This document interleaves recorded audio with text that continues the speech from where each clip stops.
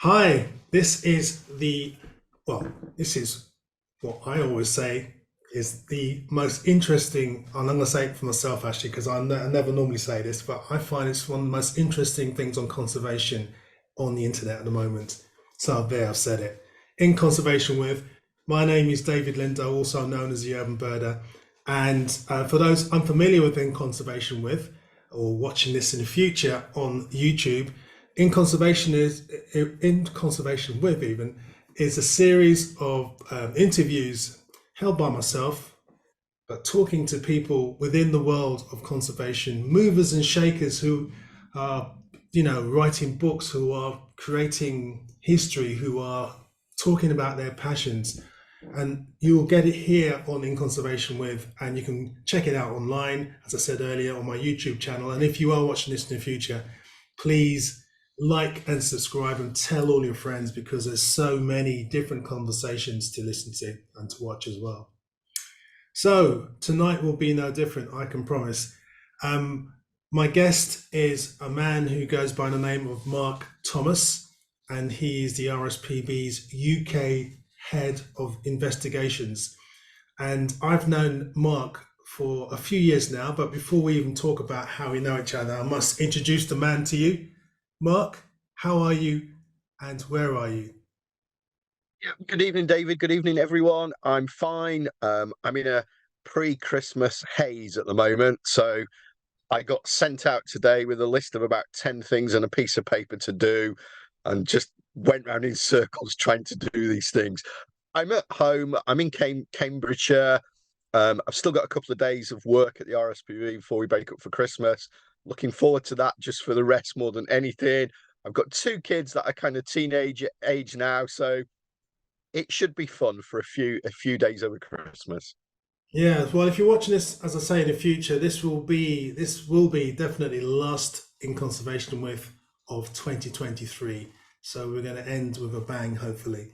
Um, Mark is, as I said, the RSPB's UK Head of Investigations, and he manages a team of intelligence workers and investigations field staff working closely with the National Wildlife Crime Unit and the police, who detect and investigate the illegal killing of birds of prey. He's worked for the RSPB for 25 years. I know he doesn't look it, but 25 years. And for the past 20 with the investigations team. He's a keen birder. He's a ringer, spending his spare time on the Yorkshire coast.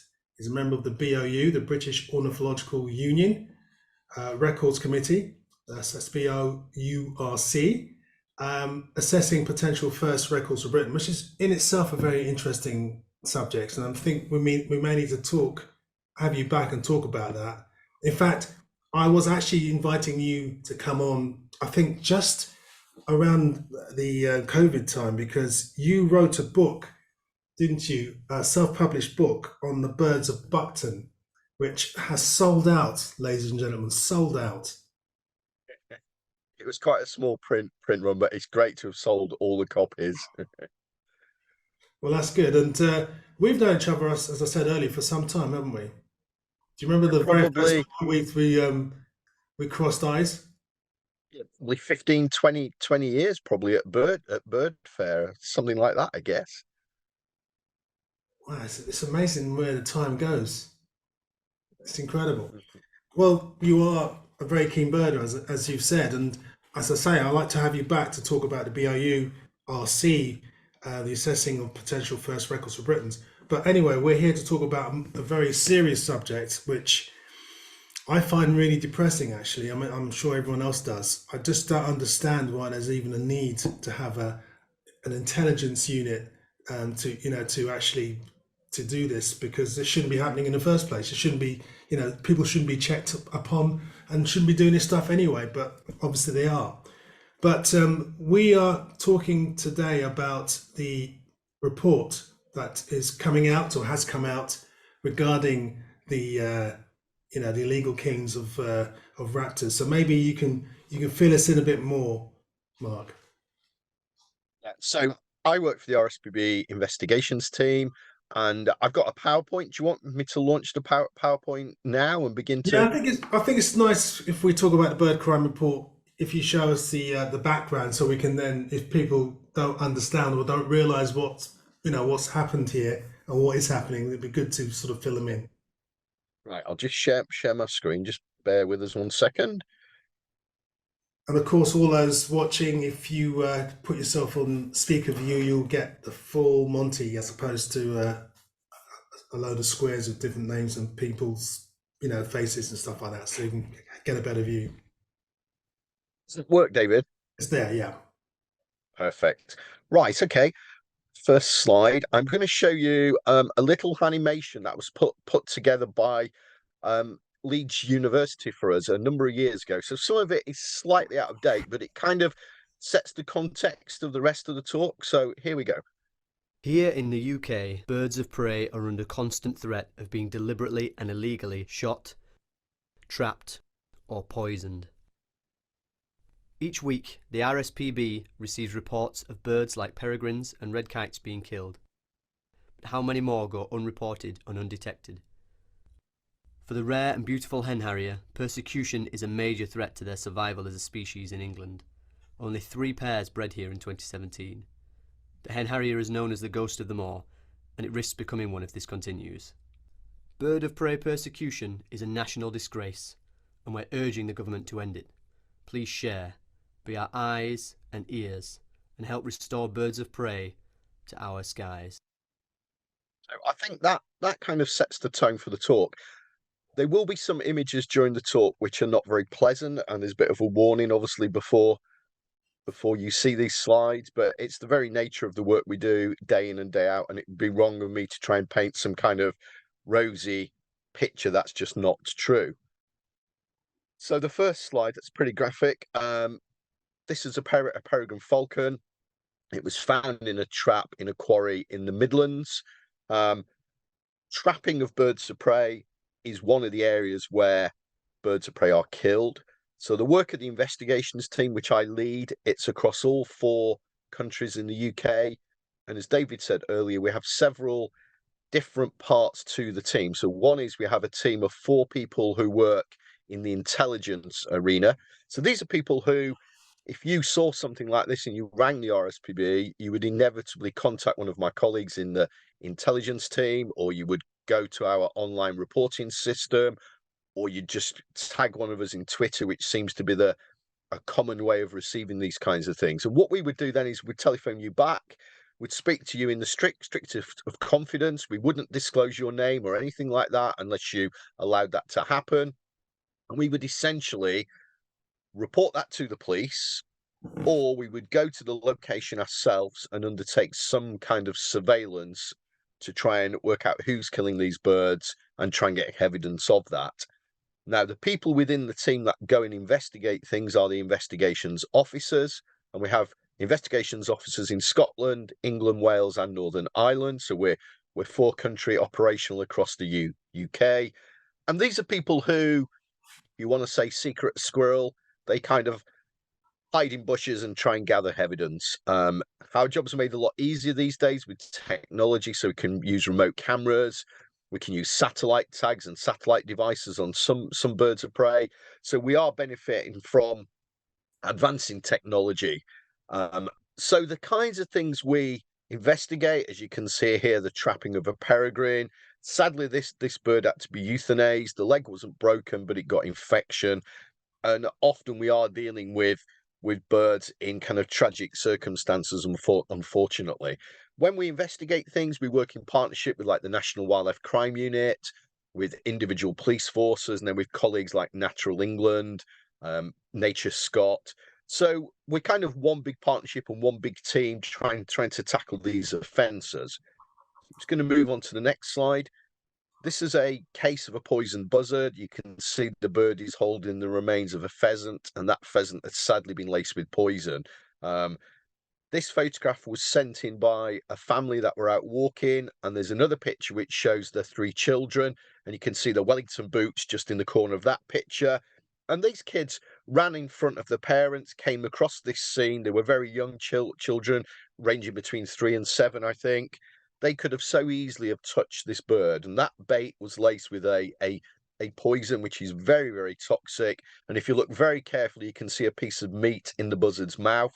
And that meat is enough with that poison on to kill that bird immediately.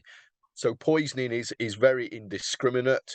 All birds of prey are legally protected in the UK and have been for decades. So all of these kind of crimes that I detail are illegal, and you could technically go to prison for up to 6 months for committing these offences. So where is this happening? Well, this map shows you the sequential number of incidents over a period of time. The important thing to note here, these are confirmed incidents, which means that we've got the body, the bird has been to a vet, it's full of shot or it's been poisoned, and we've got the laboratory results. These are not kind of made up incidents. They're absolutely confirmed and reported to the police with a police crime reference number. And that is really important because we're often under challenge for the statistics we produce. So, people who may have vested interest in trying to portray this in a different way may claim, the RSPB is making it up. Well, no, these are actual confirmed incidents backed up with evidence, with independent expert evidence from vets, and they've been reported to the police and investigated. I think it's important to say from the very beginning, we don't get many prosecutions. There's far, far, far more incidents nationally than there are prosecutions. And you can see here, there's a wide spread of incidents. They're right across the whole of the UK, and then the darker these squares is where there's a higher concentration. So places like the Peak District, the Angus Glens in Scotland, these are places where, there are traditionally lots of raptor or bird of prey killings and poisonings going on. Another method that we find is shooting. There's far more shooting of birds of prey incidents than any other kind, and that's probably because it's very quick to carry out the killing of a bird and to tidy up the evidence after you. If you use poisoning, because it's indiscriminate, you don't know what's going to happen to the bait or the victims, and that's kind of messy if you're trying to cover up your tracks and you're of a criminal mind. So one of the things RSPB produces is the Raptor Persecution Map Hub, and this is a publicly available tool. You can find it online. You could technically type in your postcode and it will map crimes against birds of prey in your area. You could then search it for all buzzard incidents in England, or buzzard incidents in Scotland, or poisoning incidents in a particular place. It's a real mine of information.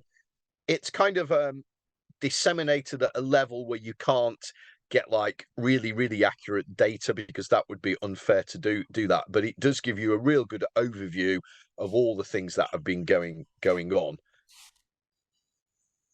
So each year, as David says, we produce a report called Bird Crime, and it typically comes out late autumn. So this year it came out on the 24th of November, and it details all the crimes that we were aware of and confirmed from the previous year.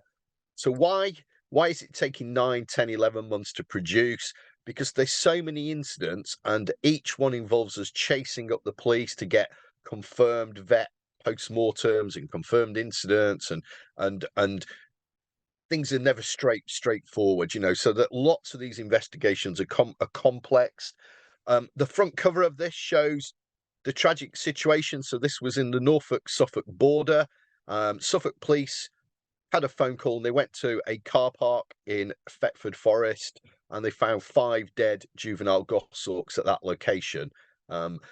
We thought it was probably a crime that we were not going to solve. The birds went off for veterinary examination, and each of the 5 were shot. They were all shot with a shotgun. So they were shot by somebody who is a licensed shotgun holder. And amazingly, what the police did is they swabbed the legs of the bird for DNA, and they got a human DNA sample from one of the legs of the goshawk. So a human was holding one of the goshawks by the leg. They put that DNA sample into the police national database, and they came up with a match. And that then led to a search at that address, and it was a person connected with estates and shooting in the Brecklands of Norfolk and Suffolk, and they were charged with the possession of these birds. We could not show that individual killed the birds, and we're not saying they did, but they were definitely in possession of this. And when they were interviewed by the police, they couldn't really account for how the DNA was on there. And once it sank in, the person did say that they had found these, they'd pick them up and put them back down. Whether that was true or not, we don't really know, because initially they denied knowing anything about these goshawks. And of course they were prosecuted. So that was a successful outcome. And this individual case brought all sorts of reactions from people. Online, lots and lots of people saw this and were commenting on the case. So actually, it was a successful outcome from something where we didn't think there was going to be an outcome. So back to the report. The report went out. What we did this year is we gave an exclusive to Channel 4 News, and Channel 4 News went out with us on a couple of cases just prior to the publication of this report. And if you haven't seen it, it's a 7.5-minute special on Channel 4 News on the 23rd of November. Alex Thompson was the lead journalist and presenter on that, and it was a really great piece. So what does the report show? Well, it shows at least 64% of all the incidents were related to land use for game bird shooting, and it shows that there were 61 confirmed incidents across the UK. Now, it would be wrong not to say this. That is one of the lowest numbers we've had in recent years. But I can give you just an exclusive here and now. The figures for this year so far for 2023 are higher than what the figures were for 2022. So it's very hard taking 1 year as a snapshot when you look at the data. Another good example of that is 2020, the first year of lockdown, saw the highest ever number of confirmed incidents in the UK at just over 140 confirmed incidents. So that was largely because people killing birds of prey felt they could do it without getting caught. And there was quite a lot of detection of those incidents because the investigations team that I worked for were out on the ground. And when people went out for their 1-hour walks or whatever it was, they noticed these things and reported them. So I think it's fair to say raptor persecution, the illegal killing of birds of prey, is not going away. And the largest percentage of this is in association with game bird management. So in very basic terms, if you manage an estate for game birds to be shot commercially, some gamekeepers on those estates and some of the estate owners are allowing protected birds to be legally killed on their land. It's not all estates by any stretch, but the ones we deal with go to quite long lengths to kill and trap and poison birds of prey. So what were the victims last year? We've got 16 buzzards, 10 kites, goshawk, peregrines, hen harriers. I mean, it's quite a high year when we've got 6 hen harrier victims. This is obviously one of our rarest birds of prey in the UK. And then in terms of the counties, that the highest numbers were North Yorkshire 12. North Yorkshire is invariably in the top 1 or 2 or 3. Norfolk and Suffolk. But you could get one big incident in a county and that would spike the numbers. And only 2 people were prosecuted in the year. Both of them were gamekeepers. So as I said, it's very hard to get these cases to court. You need amazing evidence to do so. When we look at the types of incidents, as I said before, shooting takes up the largest proportion of incidents by incident type.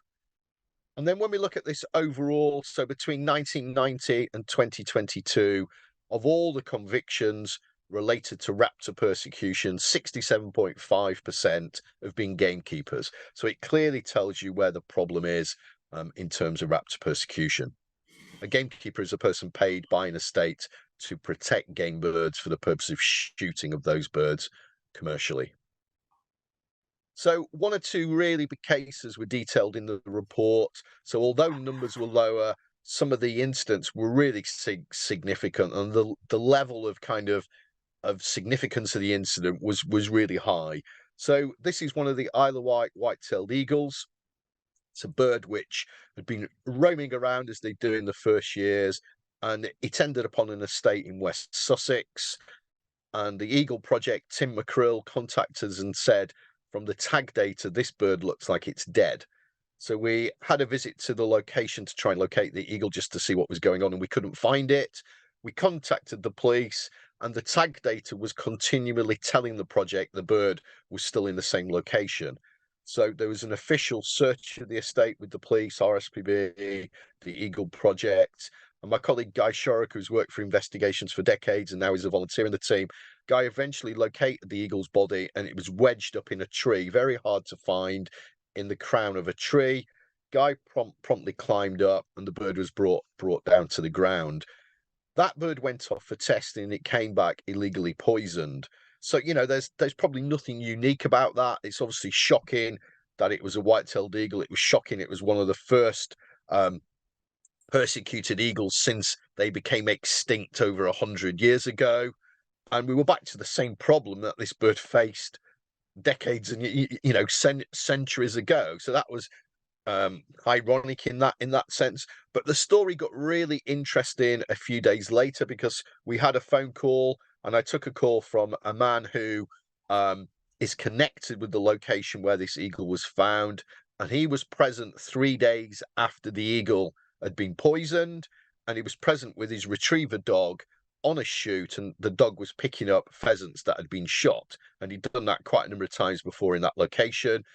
And the dog came back with a partially eaten pheasant, and 40 minutes later the dog was dead. The dog had actually picked up a poison bait, and that bait contained the same substance that killed the eagle, and the two locations were really close. So it's highly likely both the eagle and the dog picked up the same pheasants that had been baited on that particular estate. So there's the dog alive. It's extremely sad. You know, I've got 3 dogs downstairs, and I would hate to think that my dog suffered from poisoning or anything like that. And this is really, really tragic. Not only you've got a dead eagle, you've got a dead dog. So both went off for testing. The dog had to be dug back up, and bits of the dog were sent off for testing, and both came back and they'd been poisoned from a substance called bendiacarb.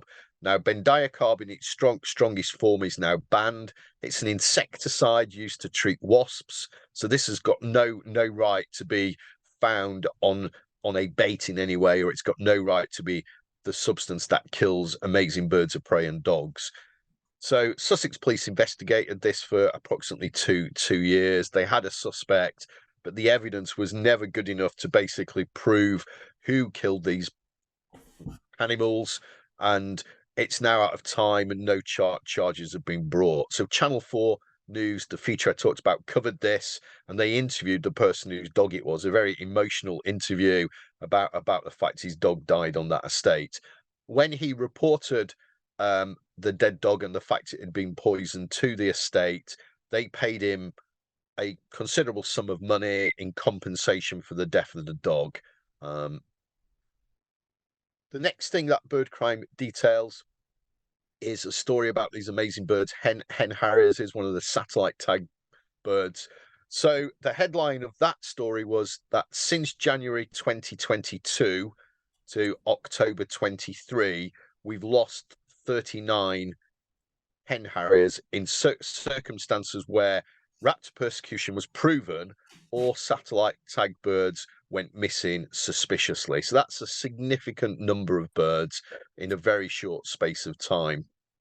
So we did a heat map in the bird crime report, which shows you pretty much exactly the zone in the UK where we were losing these birds, and you can see it's the north of England. It's essentially the north of England. There's an individual bird in South Yorkshire and a bird in the Grampian Hills, but the very hardcore number of missing birds occur in the Yorkshire Dales, the Pennines, and this mirrors what we've kind of known, but it's tragic to see so many short space of time. And when you drill into those individual stories, these are birds that were tagged by RSPB and tagged by Natural England, who we work in partnership on hen harrier tagging. And there's some really tragic case studies. So the chicks on the left were chicks of a hen harrier pair called Susie. So these were Susie's chicks.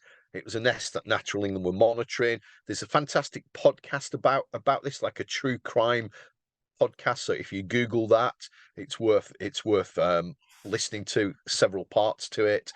But basically, everything was going okay in Susie's nest. Then one night, the camera that was protecting the nest went blank.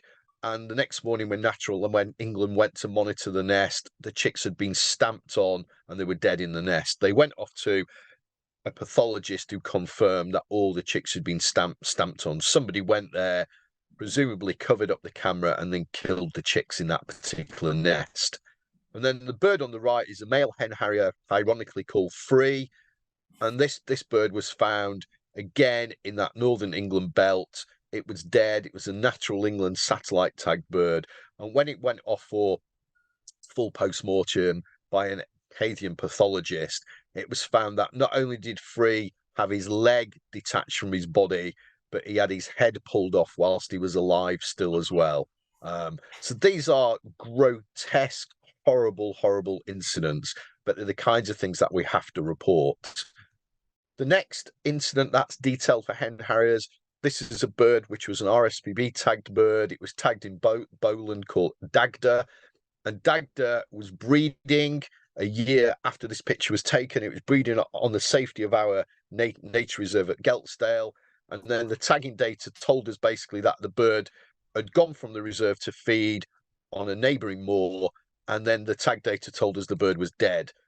The National Wildlife Crime Unit and the police went and recovered the bird, and again an avian vet examined it, and the bird had been shot.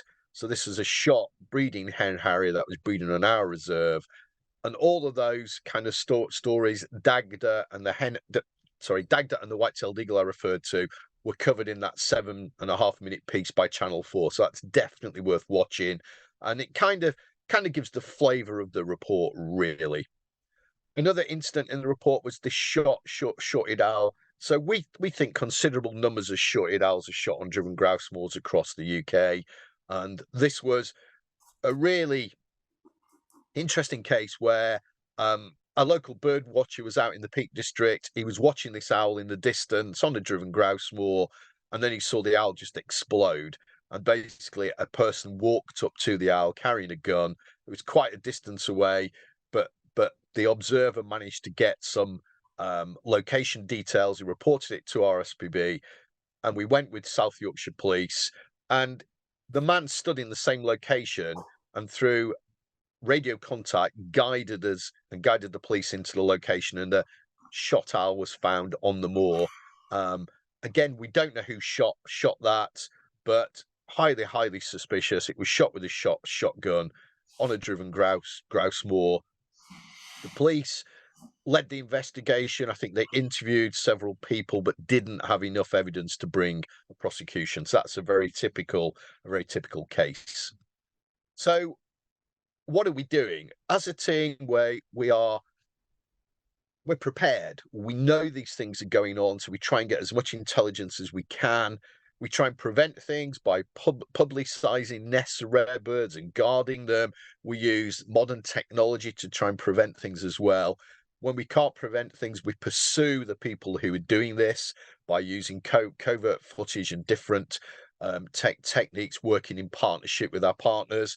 And we protect them by doing talks like this, so the public can be informed of what is going on and how to report crimes. The bottom picture is a lineup of police, Natural England, RSPB, National Wildlife Crime Unit, and that's prior to one of the raids on an estate in connection with a raptor persecution incident. The top left-hand picture, that is Jack Ashton Booth, who works in our team. Jack is a passionate raptor holic, and Jack spends thousands of hours out in the field trying to detect crimes against birds of prey.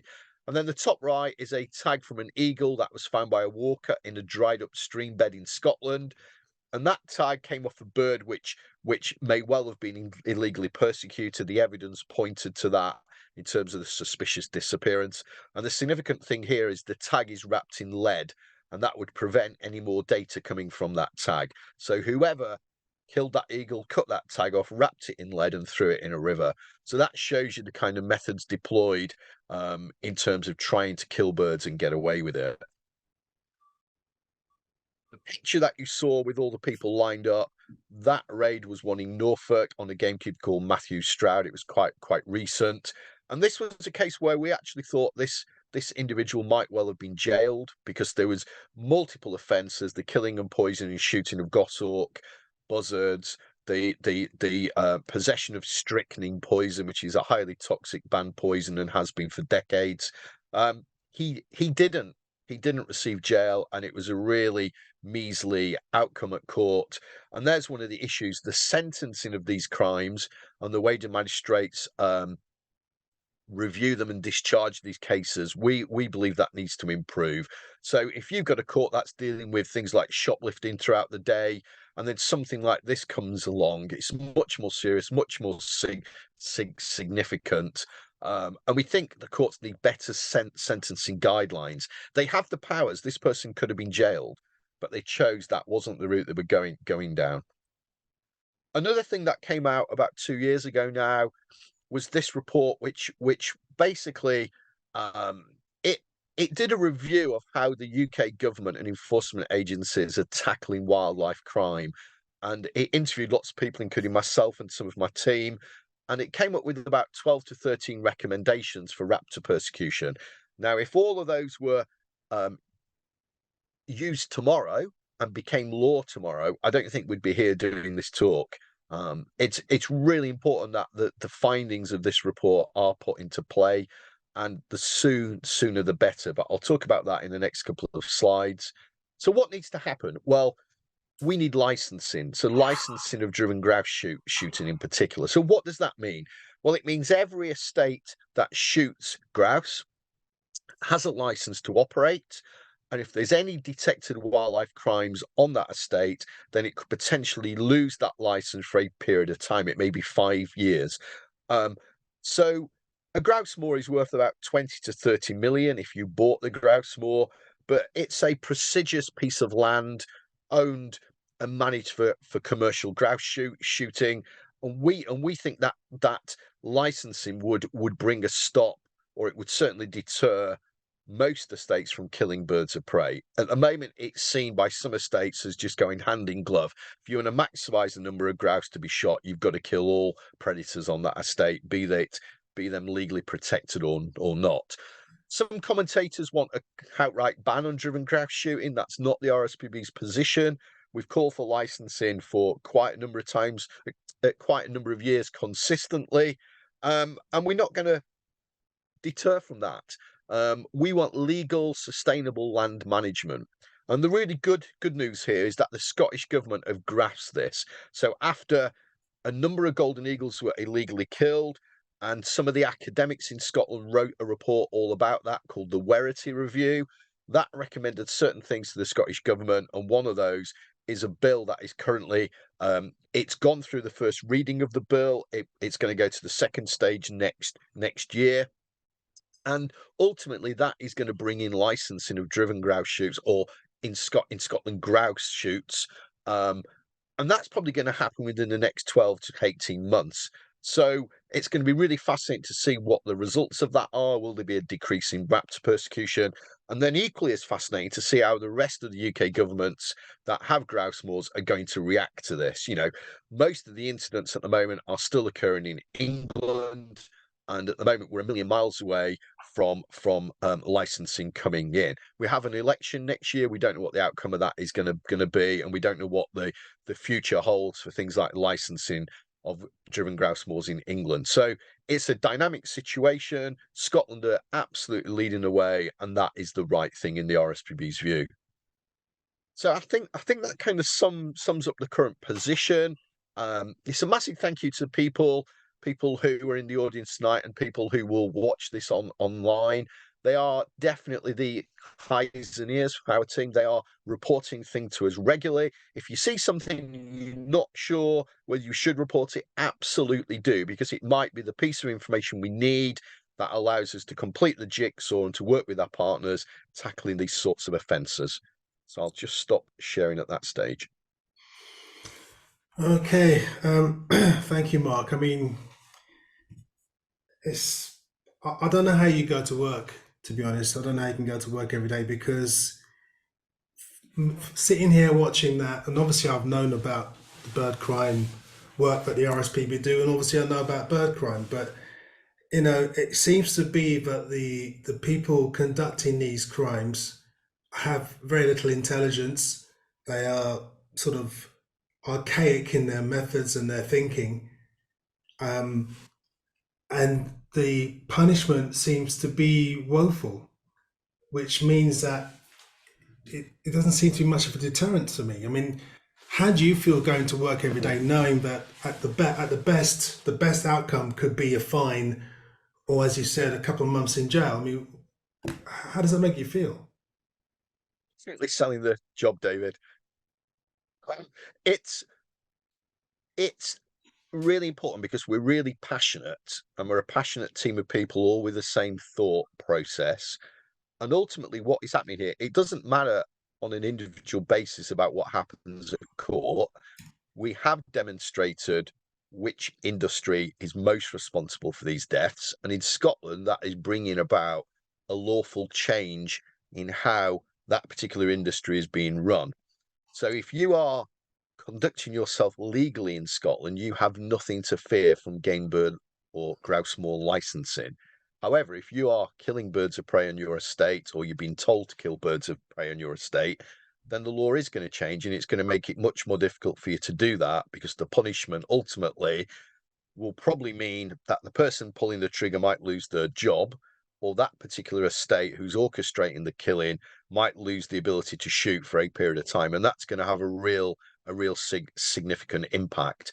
So I liken it to the fact that the people killing these birds don't seem able to self-regulate. We've kind of watched from afar, and we've watched from very close up, explaining the process here, and there has been no self-regulation. They don't want to adopt any self-regulation.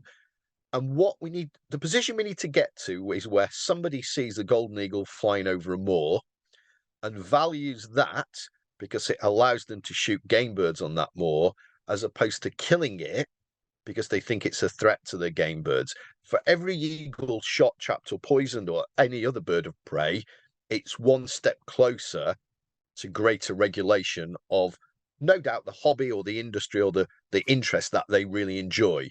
And if I was in that position and I was in that community, I would be calling it out internally. I would be saying, look, this has to stop. Whoever is killing these birds within this industry, and the RSPB's data is there, this has to stop. If it doesn't stop, regulation is coming a lot, and their lives are going to be much more difficult. So for us, it's a progression, this, and for every incident we detect and for every incident we report, we are one step closer ultimately to preventing the illegal killing of birds of prey. One thing for absolute certain, if we were not here and we were not detecting and not reporting these things, then nobody would know about it. So this is not going to be solved in my career. It wasn't solved in the people who headed up the investigations before me career, Bob Elliott and Graham Elliott and people like that. It's several people's careers down the line that are going to bring an end to raptor persecution. And you have to be positive in this. And, you know, the breakthrough in Scotland with licensing being discussed in the Parliament and being very, very likely to come in soon is a major, major step. You know, 10, 15 years ago, we were nowhere near that position. And you know, it's a scale, and we're moving along that scale at pace now. And a really good thing as well, you know, with things like Hen Harrier Day and all the amazing publicity that like raptor persecution blog does through the amazing work of Ruth Tingay and Chris Packham and people. So many more people know about this issue now. So that Channel 4 piece, you know, 7.5 minutes on prime time national news, millions of people would have seen that in publicity terms, in terms of the issue. I don't know what that value on that publicity would have been. It would have been a significant amount of money. And we were also on Spring Watch in the spring with the BBC security correspondent, Frank Gardner. Frank is an avid birder. He's the BTO president.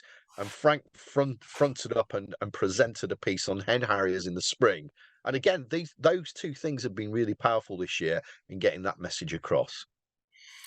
I'm curious as to the mentality of these people that actually, you know, conduct these crimes.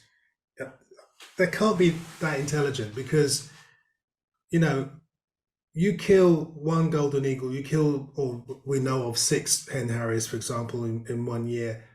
How does that affect? I mean, those birds being there, how's that going to affect the tens of thousands of grouse you have? Surely they can do the math and realize that there's no way that 6 pairs of hen harriers can eat all those grouse. I mean, it's just ridiculous. And I know part of their fear is the fact that when if there's grouse, sorry, if there's harriers on the same estate as grouse, it makes them harder to shoot because the grouse are more wary and all that sort of stuff.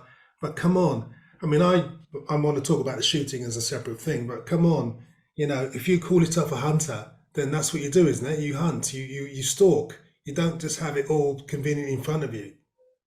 So two points there. So the first is the figures I give you are just our confirmed figures for the year. They are the tip of the iceberg. We absolutely know from all the scientific studies, looking at golden eagle populations, hen harrier populations, and looking at some of the results from our tagged hen harriers, both natural England and RSPB, that persecution figures are much, much higher than what we document every year. So the scale of this is much larger. And then secondly, I don't think well, we get lots of intelligence from people that are close to the shooting community. And I have spoken to ex-gamekeepers. I've spoken to gamekeepers that have been sacked from a particular estate because they would not kill birds of prey. They were told to kill birds of prey and they wouldn't. And they came forward, and they didn't just speak to me, they spoke to the police as well. So that is absolutely credible. And they are saying, the ignorance of some of the people involved is amazing. So on one particular estate, two gamekeepers were alleged to have shot an osprey. And when they brought this bird back, someone said, well, ospreys don't feed on pheasants or partridge. And they said, I know, but it's a bird of prey and it has to die. So it's kind of, it's a mentality in some. I can't speak for the vast number of good gamekeepers, but for the ones we deal with who are killing birds of prey, and they've been prosecuted, in some instances they've been under enormous pressure by the estate owner to kill birds of prey. Now, one of the benefits for gamekeepers on shoot days are tips. So you can imagine, you go for a day's grouse shooting, you're paying £15,000 for the privilege of shooting grouse on that day. And that keeper on that estate has been killing birds of prey all year. So grouse numbers are up. No birds of prey are seen during the shoot. And then they're tipped, and they're tipped substantial amounts of money by the clients that shoot those birds. So they could probably make a considerable amount of money during the grouse shooting season. I'm sure no gamekeepers would want to kill birds of prey unless it was in their mind as a reason why to maximize game bird numbers to be shot, or they were being told directly by the owners or their bosses that they have to kill birds of prey. I mean, we've even heard stories that some gamekeepers on an estate have been told, that whoever shoots the most birds of prey illegally on that estate gets a Caribbean holiday. Now, I don't know if that's true, but that was told by somebody connected with one of these estates. So it might well be true. We've definitely spoken to gamekeepers that have worked on particular estates, and they've told us the numbers of raptors killed on that estate, and it's far greater than the figures that we have. I'm astounded at this stupidity. The RSPB have been criticised regarding falling short of banning or calling for a ban on grouse shooting. Can you elaborate? Because obviously there's people here that may not know about that. Because obviously you mentioned it in your presentation. Our position is that we have consistently called for licensing. We believe that is the correct tool. And we believe if licensing was brought in across the UK where there are grouse moors, you would see a significant reduction in the illegal killing of birds of prey, because this is it's about commercial interest. It's about money. It's about a business model that is not sustainable. So all the things that go with grouse moor management, so, burning, In the current climate situation, that's not sustainable. Using medicated grit to essentially medicate the grouse so they don't suffer from any kind of condition that wipes them out or reduces the numbers of grouse. It is not sustainable. It is a unsustainable, damaging interest, which is carried out by a minority of people. People might go to places like the Peak District National Park and drive through thinking, wow, this is wilderness, but they're just completely blind to the fact that it is a man-made habitat, particularly where you're looking at grouse moors, and it is being held in one stage of succession. The last thing some of these estates want are trees and diversity of habitat structure. They want a monoculture of heather, and that heather will be burnt on a rotation, releasing huge amounts of carbon. I mean, it was only in the news about 3 weeks ago that estates in the Peak were burning for grouse moor management, and the wind direction was such that loads of that smoke went into Sheffield. And we've seen recently a statement from the Sheffield city council leader, again condemning the fact that the whole town, the whole city was covered in smoke from grouse moor management. So there has been 2 prosecutions in the last year for burning on deep peat. So peat that is 40 centimeters deep cannot be burnt on. And RSPB were instrumental in both of those cases, supplying evidence to DEFRA, who investigated it, and there was 2 prosecutions for estates, one in the Peak District, one in Nidderdale, for burning on deep peat. And I know that lots of other investigations are ongoing. RSPB has a reporting app that people can log these burns on, and we can then investigate those burns. So it's very clear that sustainable management has to happen in these locations. At the moment, it is not sustainable. And in terms of raptor persecution, the RSPB wants to see licensing brought in. If licensing doesn't work, there would have to be a review of that down the lines by various government bodies as such. But at the moment, our position is licensing. Okay, I mean, to the novice in this subject, because obviously within the world of conservation, especially in UK, everyone, or most people know about the issues and the fights going on regarding the shooting of grouse and driving of grouse and etc. etc. But to someone watching this in the future, wondering why hasn't the RSPB just said, let's try and ban this, especially given it's a minority interest, what would be the answer to that? I know you've already told us the sustainability is what should be happening, but why not just say ban? Yeah, I think we've considered all the evidence, and we believe we believe that licensing is the tool at this stage to bring a halt to the illegal killing of birds of prey. That's the assessment we have made.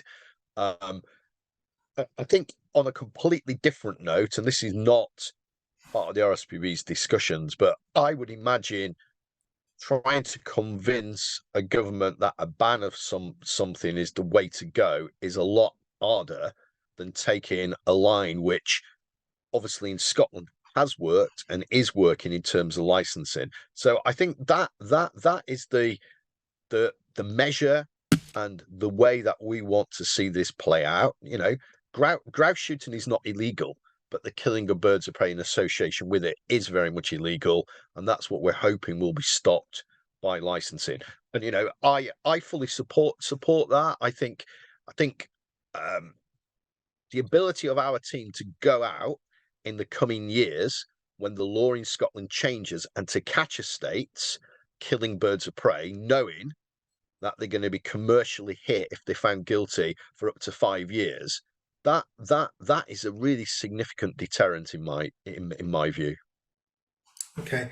How does the wildlife crime in the UK compare elsewhere, for example, in Europe? So they have completely different types of wildlife crime. So obviously we've been talking about raptor persecution. You might get the occasional shooting or trapping in overseas countries of things like lynx, and they've been in the news. They've been incredibly significant fines or penalties for people convicted of that.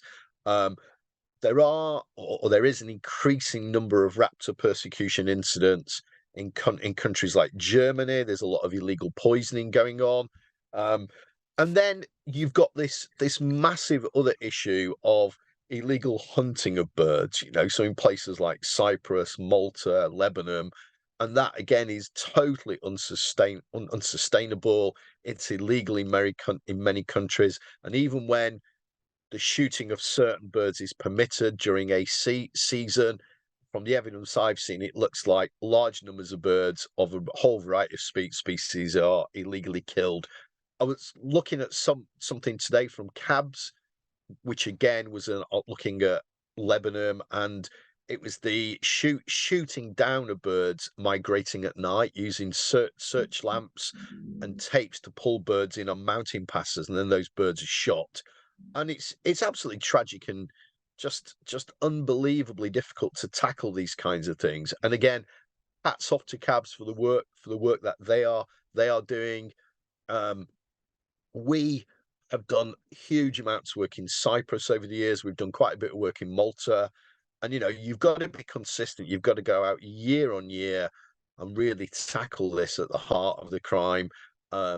It does touch on culture, and that makes things quite difficult. But when the law is black and white and people are killing protected birds, then that must be challenged, and it must be tackled in the best possible way it can. Okay, and for those who don't know who or what CABS is, it's the Campaign Against Bird Slaughter, which is an organisation which was originally formed in Germany, wasn't it? That's right. It's the Committee Against Bird Slaughter. Yeah. Okay, committee. Right. Okay. I guess one final question, from me, urban wildlife crime. Now, I looked at that heat map. I looked at the map of the reported crimes in the UK, raptor crimes, and they all seem to be outside of urban centres. Do you think that there is a lot of urban crime going on that people don't know about? Is it harder to detect in an urban area? Yeah. The most significant offences that happen in urban areas relate to drunk people and relate to things like gulls. So I've been involved with. I've given statements in several cases where CCTV footage has shown a person who's probably drunk walking home, a baby gull's on the road, and they've used it as a football, or they've picked up the gull and spiked it on a metal spiked fence. Pretty horrific things. And in those instances, it's really fascinating. In those instances, when they go to court, a significant number of those people caught for those offences have been straightforward jailed. And yet you might have a case like the case I talked about in Norfolk. You've got a professional person who has been killing birds of prey that are protected. They've been using poisons which are banned, and they're a professional user. They're a professional person belonging to shoot bodies or whatever it may be, but they're not jailed. And it seems that if you're cruel to something and you can document in a legal sense the cruelty that something has suffered, it's much more likely that the perpetrators of those crimes will be jailed. And that again, I think, is down to human nature. If you can understand the case being presented before you as a magistrate, and it's very straightforward and there's cruelty involved, it's probably very easy to administer a penalty for that. But if you're given a case where it's detailed, and often the gamekeepers involved, because I'm talking about gamekeepers in most of the rural cases, most of the gamekeepers are represented by quite experienced professional lawyers who might well excel in defending cases of this type. There's one or two barristers that we come face to face with every single time the Crown Prosecution Service bring a case for raptor persecution, and they've become very skilled at defending their clients. And no doubt they are quite expensive people to use every day at court. This is very depressing. I mean, you read in newspapers, what have you, the media. I remember a couple of years ago, some guy going around killing cats in London and killed about 10 cats. And it was like he was, next to Myra Hindley, one of the worst people on two legs. Yet you got people doing what they're doing to our wildlife, and it's like they're getting away almost scot free. It's just really, I find it very annoying, and I feel very angry about it. Actually, to be honest, personally, we kind of go through lots of emotions, but professionally, this is my job. Professionally, it's the team's job. And we just focus on getting the best evidence we possibly can, presenting the best case possible at court, using our partners to work in partnership, to working hand in glove with the police, National Wildlife Crime Unit, and just doing the best we possibly can. I mean, I wouldn't be doing this job if every single day I couldn't see a way to make a difference for birds.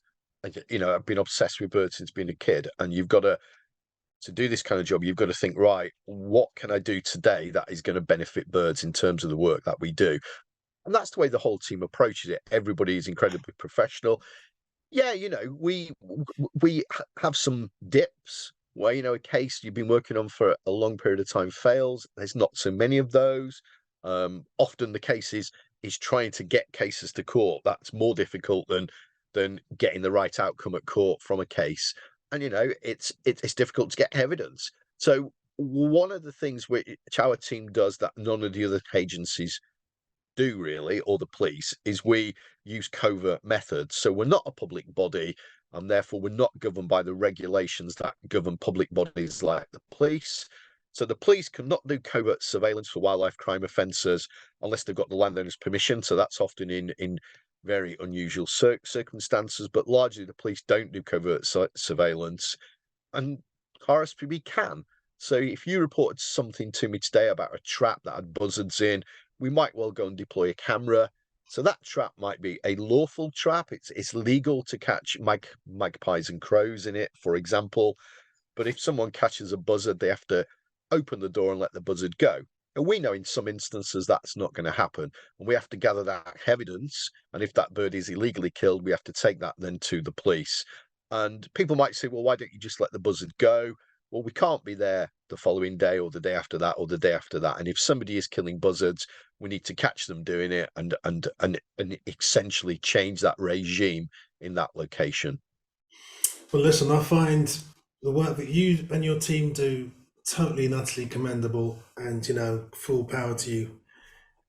Anyway, it's quite emotional, all this, actually. But Mark, let's flip the coin a little bit.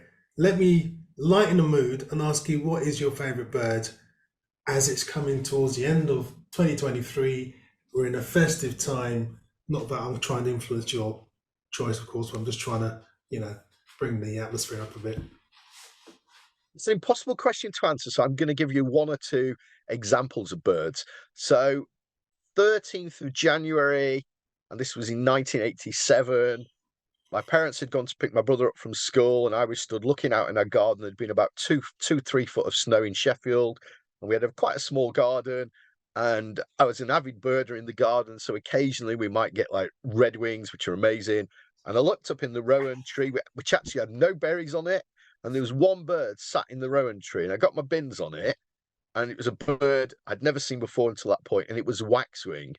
And I remember just being like, just headless chicken, just like running around the house screaming, there's a waxwing, there's a waxwing, and there's no one in the house. And then when my parents returned walking up the drive from my brother, I went out the other door and started screaming at them, and they thought like something very serious had happened or whatever. And basically I kind of dragged my parents in to look through my bins, and there's a waxwing sat in the garden. So I think that's very topical because there's an influx of waxwings, and every time I see a waxwing, I think back to that individual waxwing in the garden. All my mates from school were dead envious. None of them had seen a waxwing, and they came round in all the snow, and we couldn't locate it. We don't know where it went. So waxwing.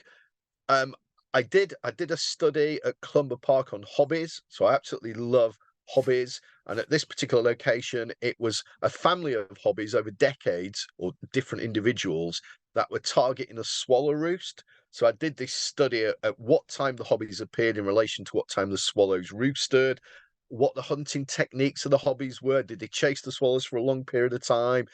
Which directions did they come in from when the wind changed and all this kind of stuff? So I absolutely love hobbies. And then in a kind of a rarer sense, yellow-browed warbler. So I found my first yellow-browed warbler again with friends from school at Buckton, the patch that I settled on, and this was feeding at our feet. It was the first bird we'd ever seen from Siberia, 1988, October 88. And then just coming right up to the modern day, 2 years ago at Buckton, I think the culmination of me ringing there for 21 years, I caught a green warbler, which was the 9th record for Britain, the first record for Yorkshire. And the bird stayed in the bushes that I'd planted at that location, taking saplings from home in Cambridgeshire on the roof of the car every single weekend for years and years and years, and planting these in a hollow on the cliff top at Buckton. And that hollow attracted lots of migrants and basically attracted the green warbler. And it stayed there for about 5 days, and over 3,000 people saw that individual bird. So it's strange how it's about connections with birds apart from the idea of the bird itself. It's about some kind of moment with a special bird, I guess. Fantastic. Well, I think you're the first person to give us more than two favourite birds, so we'll leave it there, I think. Zoomers, I just want to say that 2023 has been a fabulous year when it comes to In Conservation With. We've had the 4th season, which ended in April this year, and then this season, the 5th season, which started in October, which will end next April. So I hope that I see you all again in 2024, and you continue to support these conversations with really interesting people within the world of conservation. Mark, thank you for being our last person in 2023 even, to be interviewed.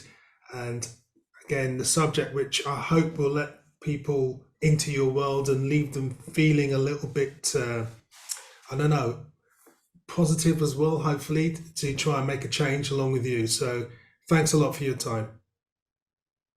Pleasure, David. Thank you. And Zoomers, again, as I say, thank you for supporting In Conservation. Thank you for being here today. And please keep looking up in 2024.